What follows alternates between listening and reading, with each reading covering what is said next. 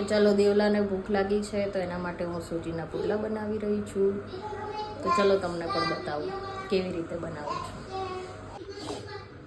જો મેં આમાં સૂજી લઈ લીધી છે અને હવે એની અંદર નાખું છું થોડુંક મીઠું સ્વાદ પ્રમાણે. હવે તેની અંદર નાખીશ હું છાશ. અને સોરી, પાછળ દેવનો વિડીયો બની રહ્યો છે તો તેનો અવાજ આવી રહ્યો હશે તમને. સૂજીને છાશમાં પલાળવાથી તેની ખટાશ બહુ સરસ આવે છે. હવે તેને મિક્સ કરી લઈશું.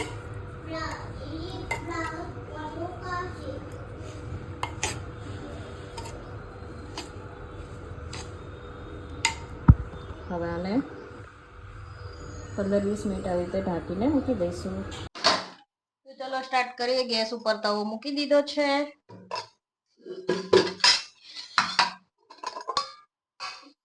અને બેટર પણ મસ્ત સરસ પલળીને રેડી થઈ ગયું છે. તમે જોઈ શકો છો. ગેસ ઉપર તવો મૂકી દીધો છે અને તવા ઉપર તેલ લગાવ્યું. તો દેવને નાના નાના પુડલા પસંદ છે તો હું એની સાઈઝના નાના નાના પુડલા બનાવી રહી છું. તમે જોઈ શકો છો. દેવાના ઢોસા પણ કહે છે, પાવડર વાળા ઢોસા, મતલબ કે સૂજીનો લોટ પાવડર હોય તેના ઢોસા. જો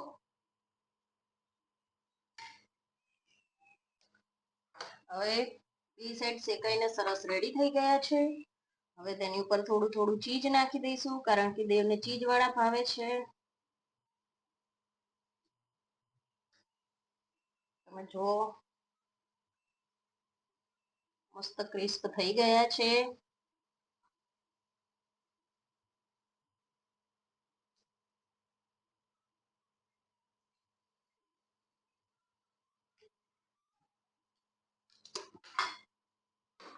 ચીઝ મેલ્ટ થાય ત્યાં સુધી શેકાવા દઈશું.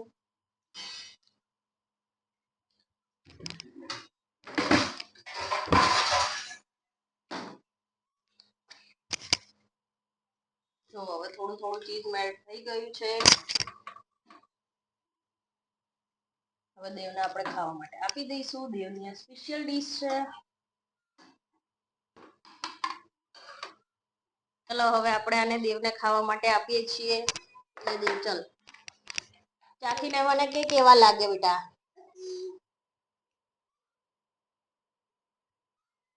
કેવું લાગ્યું દેવ? મસ્ત છે ને? ઓકે.